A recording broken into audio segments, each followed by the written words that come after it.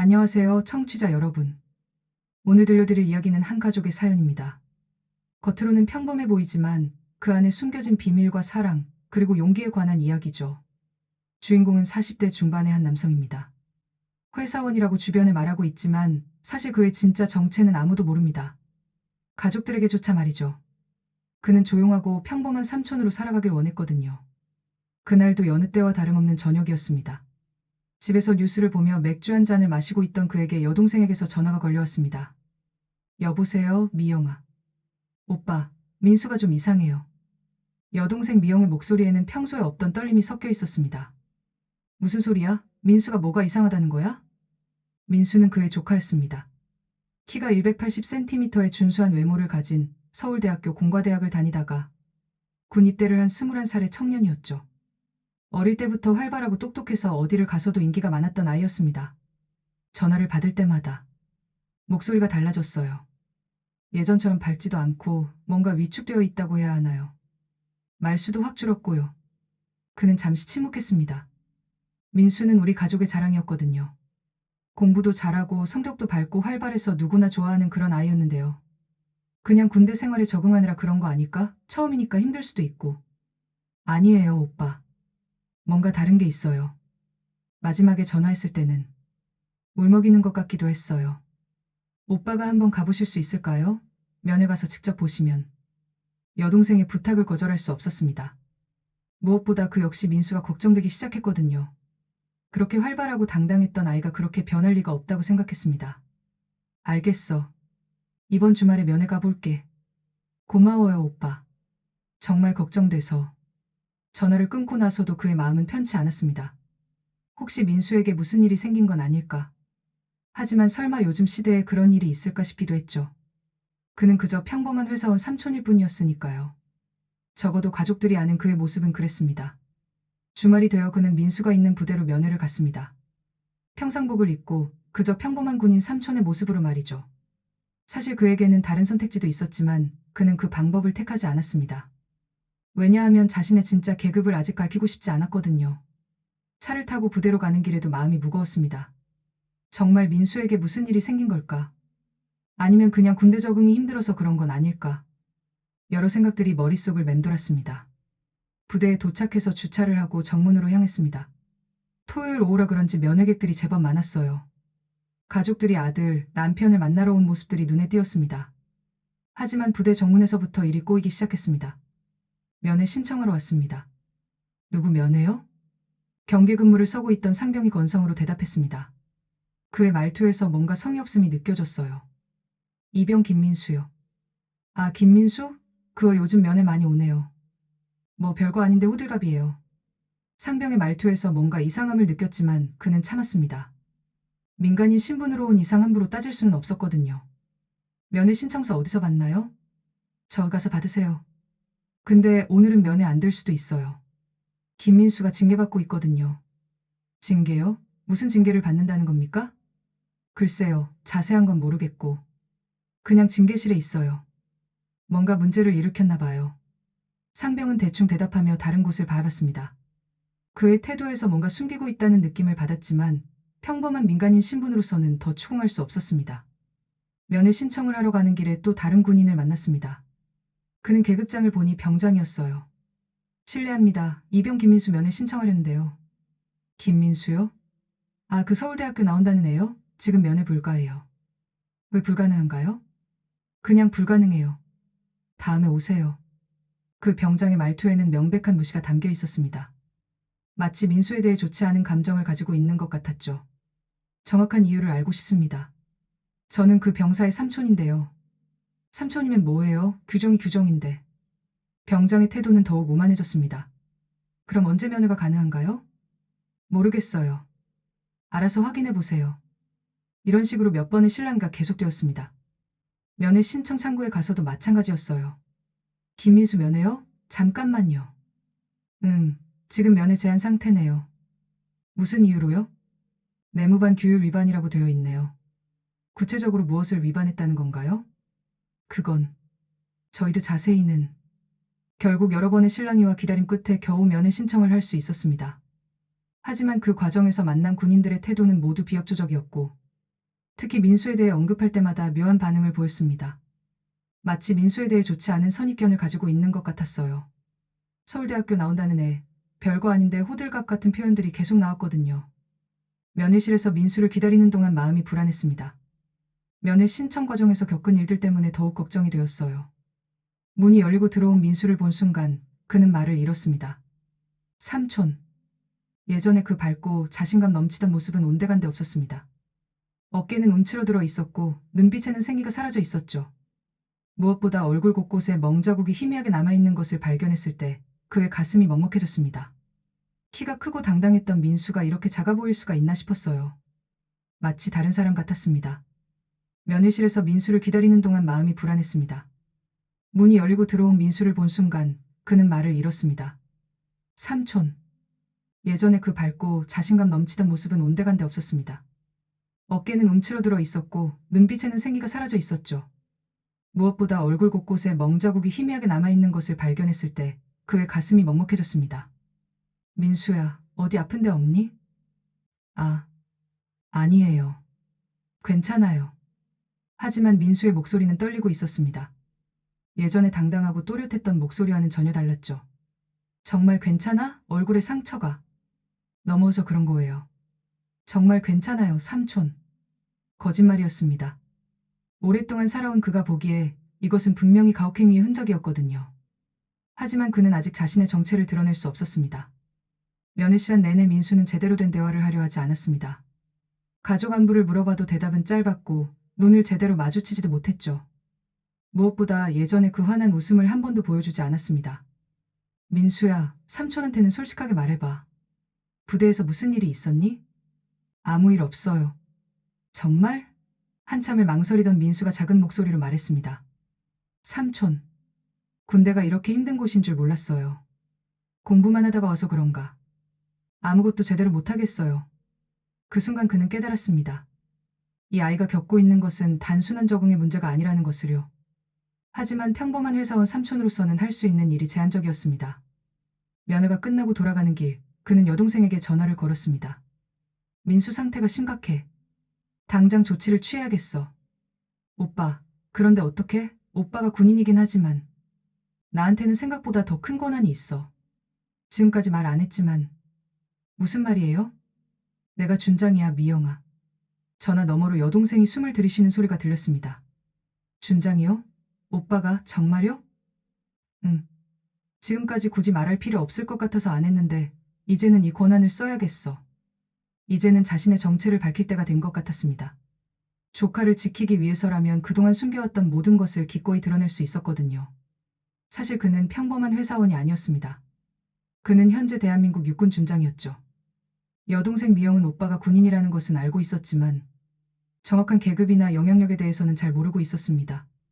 그저 부대에서 일하는 오빠 정도로만 생각하고 있었거든요.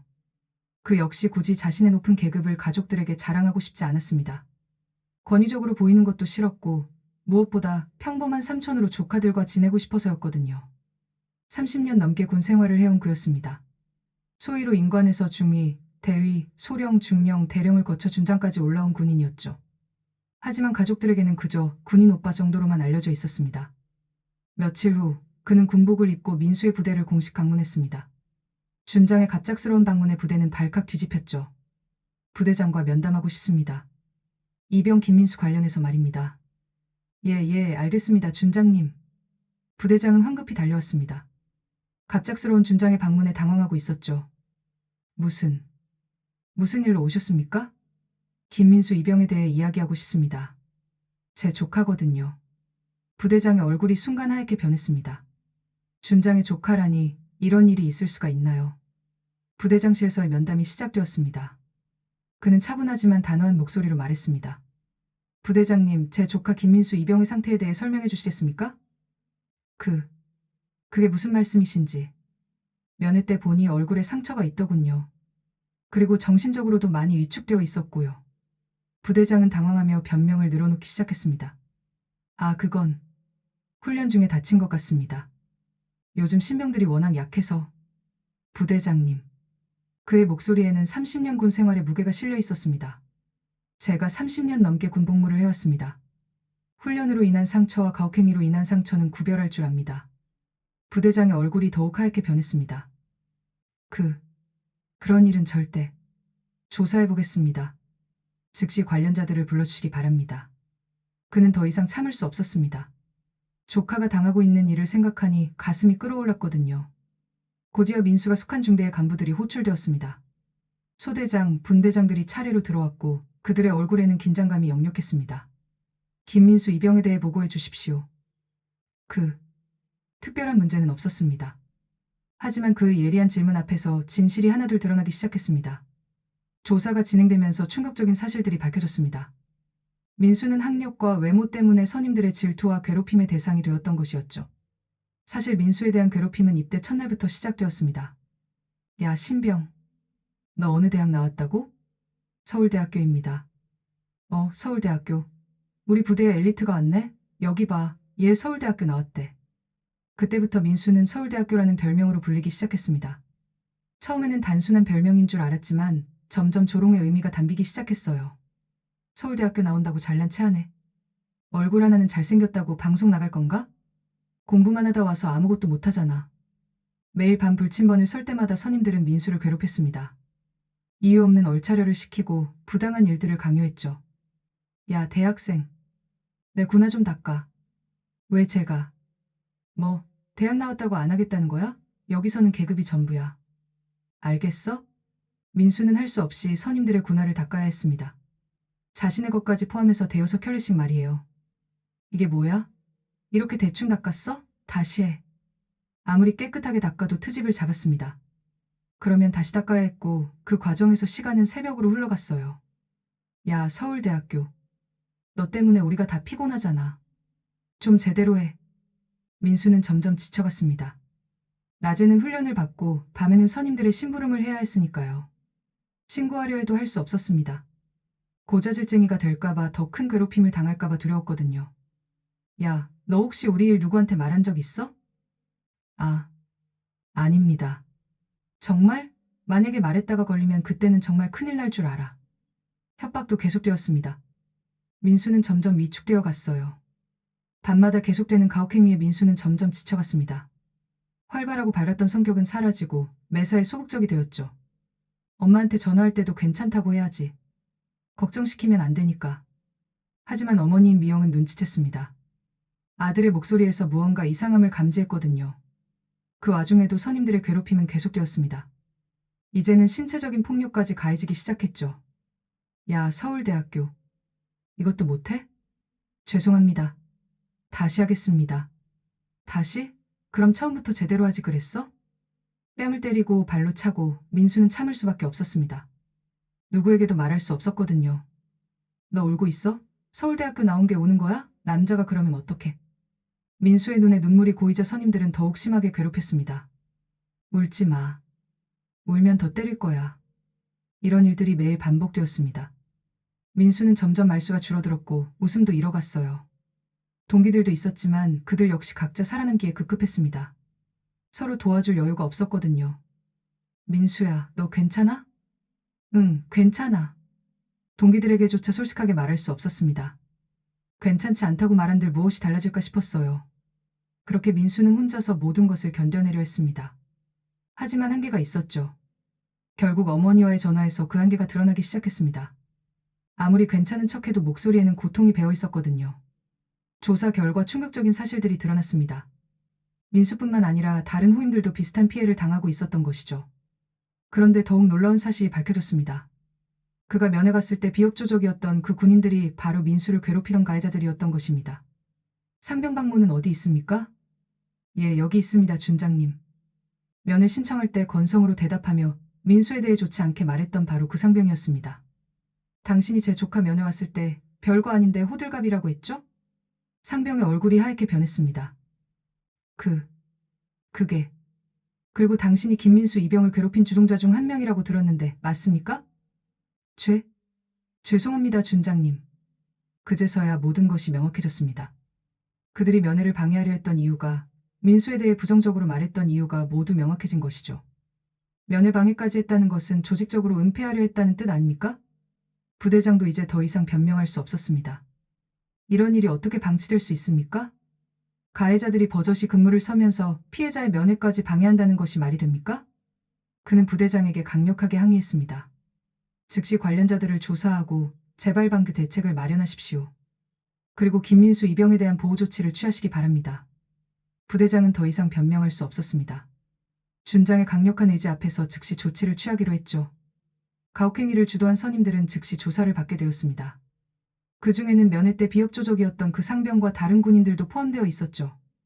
그들은 처음에는 발뺌을 했지만 여러 증거와 증언 앞에서 결국 사실을 인정할 수밖에 없었습니다. 정말 죄송합니다. 그냥 장난으로. 장난? 그의 목소리에는 분노가 섞여 있었습니다. 후임을 괴롭히는 것이 장난입니까? 그리고 그 가족의 면회까지 방해하는 것이 장난입니까? 이것이 군인 정신입니까? 특히 면회를 방해했던 상병에게는 더욱 강하게 질책했습니다. 당신은 제가 민간인으로 갔을 때 완전히 다른 태도를 보였습니다. 이것이 군인의 자세입니까? 관련자들은 모두 징계를 받게 되었습니다.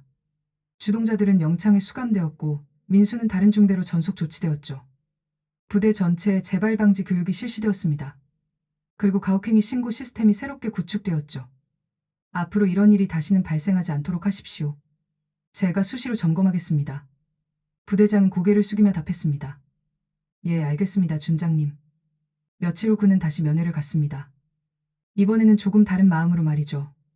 면회실에 들어온 민수의 모습은 예전과 확연히 달랐습니다. 어깨를 펴고 있었고 눈빛에도 생기가 돌아오고 있었죠. 삼촌. 민수가 밝게 인사했습니다. 오랜만에 듣는 그 밝은 목소리에 그의 마음도 따뜻해졌습니다. 민수야, 많이 좋아 보이는구나. 네, 삼촌. 그런데 삼촌이 준장님이셨다는 걸 들었어요. 민수의 눈에는 놀라움과 고마움이 섞여 있었습니다. 그래. 사실 말 안 했지만 삼촌이 준장이야. 민수의 눈이 휘둥그렸습니다. 준장님이요? 정말요? 그래. 미안하다. 굳이 말할 필요 없을 것 같아서. 아니에요, 삼촌. 오히려 고마워요. 덕분에 이제 좀 살 것 같아요. 그때서야 민수가 환하게 웃었습니다. 오랜만에 보는 그 밝은 웃음에 그의 마음도 따뜻해졌죠. 새로운 중대는 어때? 정말 좋아요. 선임들도 친절하시고 동기들과도 잘 지내고 있어요. 그리고 민수는 잠시 머뭇거리다가 말했습니다. 사실 처음에는 무서웠어요. 또 다른 곳에서도 똑같을까봐. 근데 여기 선임들은 정말 달라요. 어떻게 다른데? 여기서는 후임이라고 함부로 대하지 않아요. 물론 예의는 지켜야 하지만 인격적으로 대해주세요. 그리고 모르는 게 있으면 친절하게 가르쳐 주시고. 민수의 얼굴에는 안도감이 가득했습니다. 그리고 제가 대학생이라고 해서 질투하거나 괴롭히지도 않아요. 오히려 나중에 사회 나가서도 열심히 하라고 격려해 주세요. 이런 말을 하는 민수를 보니 그제서야 정상적인 군대 생활이 무엇인지 알 수 있었습니다.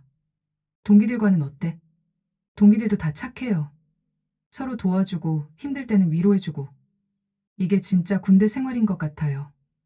민수는 계속해서 새로운 부대 생활에 대해 이야기했습니다. 그의 목소리에는 활기가 넘쳤어요.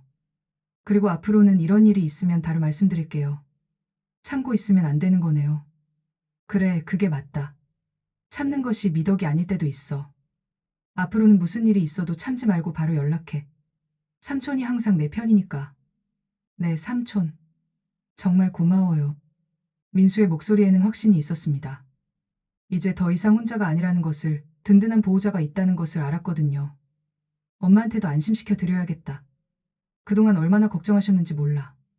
그러게요. 엄마가 제일 걱정하셨을 거예요. 이제는 정말 괜찮다고 말씀드릴 수 있어요. 면회 시간이 끝나갈 무렵 민수가 말했습니다. 삼촌, 정말 감사해요. 삼촌이 아니었다면 생각하기도 싫어요. 뭘? 가족인데. 앞으로는 정말 열심히 할게요. 떳떳하게 군 생활 마치고 나와서 삼촌한테 자랑스러운 조카가 될게요. 그 말을 들으니 가슴이 뭉클했습니다. 이제야 진짜 민수와 돌아온 것 같았거든요. 그래. 민수가 원래 그런 아이였으니까. 이제 다시 그 모습을 찾은 거야. 면회를 마치고 나오면서 그는 민수의 얼굴에서 다시 찾은 웃음을 보며 안도했습니다. 이제 정말 걱정하지 않아도 될 것 같았어요. 군대에서 돌아오는 길, 그는 많은 생각을 했습니다. 그동안 자신의 정체를 숨기고 평범한 삼촌으로 살아왔지만 때로는 그 정체를 드러내는 것이 옳은 선택일 수도 있다는 것을 깨달았거든요. 차를 몰고 집으로 가는 길에 여동생 미영에게 전화를 걸었습니다. 미영아, 민수 만나고 온다. 어때요, 오빠? 좀 나아졌나요? 많이 좋아졌어. 이제 걱정 안 해도 될 것 같아. 정말요? 다행이다. 그런데 오빠가 준장님이시라니 정말 놀랐어요. 군인인 건 알았지만 그렇게 높은 계급인 줄은 몰랐어요. 그는 웃으며 답했습니다. 미안해. 구 자랑할 일도 아니고 그냥 평범하게 지내고 싶어서. 아니에요. 이해해요. 그런데 민수 일 때문에 드러내신 거죠? 고마워요, 오빠. 가족인데 뭘. 앞으로도 뭔가 있으면 언제든 말해. 집에 도착해서도 마음은 편치 않았습니다. 민수 일은 해결되었지만 아직도 다른 부대에서는 비슷한 일들이 일어나고 있을지도 모른다는 생각이 들었거든요. 그날 밤 그는 오랜만에 편안한 잠에 들었습니다. 조카가 다시 웃음을 되찾았다는 사실에 마음이 따뜻했거든요. 며칠 후 민수로부터 편지가 왔습니다. 삼촌, 안녕하세요. 요즘 정말 잘 지내고 있어요. 새로운 중대 생활도 재미있고 동기들과도 친해졌어요. 무엇보다 제가 당당하게 살 수 있게 해주셔서 감사해요. 삼촌이 계시다는 것만으로 든든해요. 사랑해요, 삼촌. 편지를 읽으며 그는 다시 한번 다짐했습니다. 앞으로도 계속 민수의 그리고 가족들의 든든한 버팀목이 되어주겠다고 말이죠. 그리고 몇 주 후 그는 자신이 근무하는 본부에서 전군 차원의 가혹행위 척결 교육을 기획하게 되었습니다. 민수의 일을 계기로 이런 문제가 더 이상 발생하지 않도록 하기 위해서였어요. 준장님, 이번 교육 프로그램이 정말 필요한 것 같습니다. 그렇습니다. 이런 일들이 더 이상 반복되어서는 안 됩니다. 회의실에서 관련 장교들과 논의하면서 그는 민수의 얼굴을 떠올렸습니다. 그리고 아직도 어딘가에서 고통받고 있을 다른 병사들을 생각했죠. 계급이 높다고 해서 모든 것을 해결할 수 있는 것은 아니지만 적어도 자신이 사랑하는 가족만큼은 지킬 수 있다는 것을 깨달았습니다. 그리고 때로는 숨겨왔던 정체를 드러내는 것이 옳은 선택일 수도 있다는 것도 말이죠. 민수는 이제 당당하게 군 생활을 이어나갈 것입니다.